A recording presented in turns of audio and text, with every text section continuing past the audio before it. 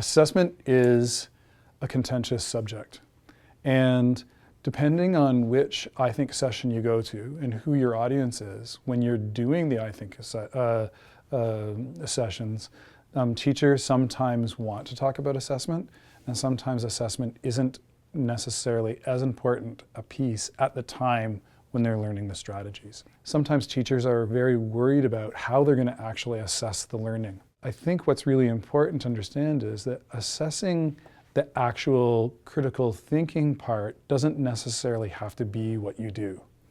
What you're doing is you're using the critical thinking strategy to actually deepen students' learning so that when you do assess them, then they are in a better position to succeed, which means that you're not necessarily assessing the ladder of inference.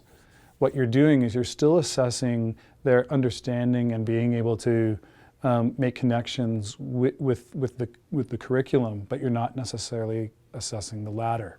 When I walk around my classroom and students are doing the ladder answer, when they're actually using the ladder inference, the way that I assess them in a formative sense is I just listen to them.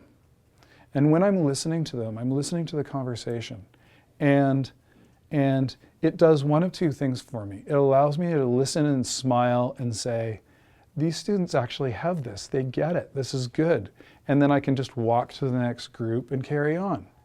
Or if I hear conversation that kind of informs me that maybe they don't understand what's going on, then I can stop and I can ask them a guided question or guided questions about the ladder of inference that are going to allow them, in a student-centered sense, to make to change their conversation, to make the conclusions they need to make so that I can smile and walk away. So that's my assessment. It's not very often that you actually see a student have an aha moment. So when you do see that, it makes you feel happy. It makes you actually feel like you've actually really accomplished something.